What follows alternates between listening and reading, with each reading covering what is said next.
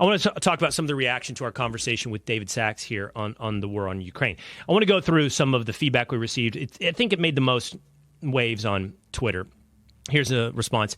SWXT says, nodding your head at this nonsense says more than any words. Other response was kind of similar. There were those that kind of asked, why would I even have this conversation? The fun guy says, damn, and people thought your sports takes were absolutely dumb. You're a Putin worshiper, sympathizer, and dare I say, lover. Let's do one more for now. MVP Harris is here. I think that's a reference to Kamala Harris. Says, history will be harsh to you and all Putin apologists. Let me make 2 points here. So first of all, not all of these responses came from the left. A lot of them came from the right. When you have managed to upset both the left and the right, you are either way far afield and off base, or you're right over the target. In this case, forgive me if I think that I'm right above the target. The target in this case being, have valuable conversations. I'm just so disappointed the right has indulged the same type of rhetorical tricks as the left of don't platform someone who you disagree with. And I know you can be dismissive of it by saying it's not about disagreement, it's about being so ill-informed or being so morally flawed that it shouldn't be part of the conversation. Nonsense. BS. As we pointed out earlier, Rebecca Heinrichs from the Hudson Institute kind of indulged in this deplatforming nonsense. Well, here's my response to that. Rebecca Heinrichs of Hudson Institute is invited at any point here to give her point of view on the war on Ukraine on the Will Cain Show. I think of all the things in the world where we might have open conversation. We might consider putting at the top of our list war. And it's just not going to do. It's not going to do for David Sachs to come on here and make, I think, very coherent, intelligent, even if you think they are wrong, arguments, and your rebuttal to be Putin apologist. It's just not going to work over a debate with war. Now, one of the things that David said that got the most people upset was he said the case for Putin being an aggressor falls apart. Watch. You know, when you actually start to examine the case for Putin being an aggressor, it really falls apart.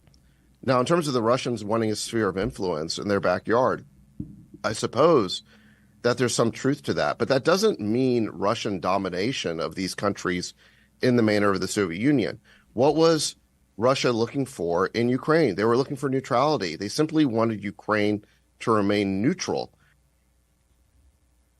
Now let's take a look at a few of the comments in response to that clip. I don't think many people actually watched the clip. Much more did they go ahead and click through to the YouTube, which they should, to see the entire conversation. They just saw the line. The case that Putin is the aggressor falls apart. Andy Sappington says, shameful that Cain has this Russian propagandist on to show his lie. Again, another.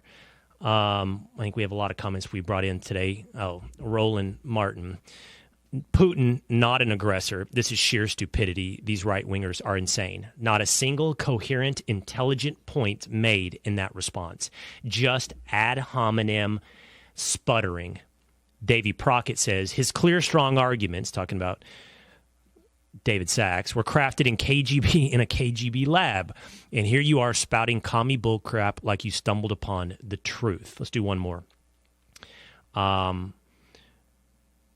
RC Texas fella says, Will, you do not have a nut job on your show talking about Russia. OMG, is Tucker next? I'll stick with the 5 and Brett Baer. My idea of journalism isn't giving far-right Putin lovers a platform to spew their bile.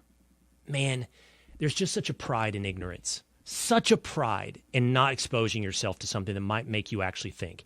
Here's what I think should be listened to. Whether or not you agree or disagree with Sachs. Let's talk about the aggressor point.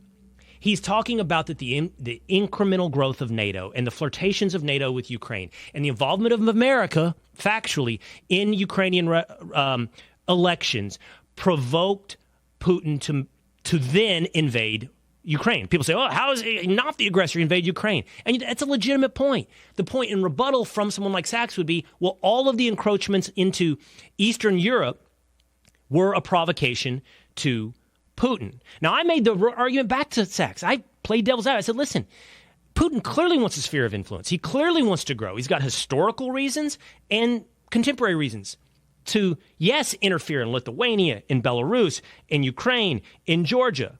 Russians run paranoid of Europe. from Napoleon to Hitler and an invasion from the East. So yes, he wants to reestablish. That's getting to his motivations. I think he has a clear motivation to be an aggressor. And I think that Sachs is wrong in not factoring that in fully. I think he's also right that there has been provocations from NATO in growing to the East that would have made him more paranoid.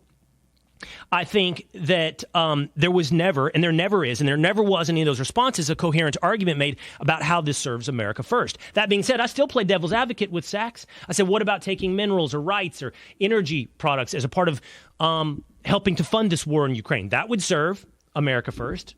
Sachs' response, why can't you do that? Through trade.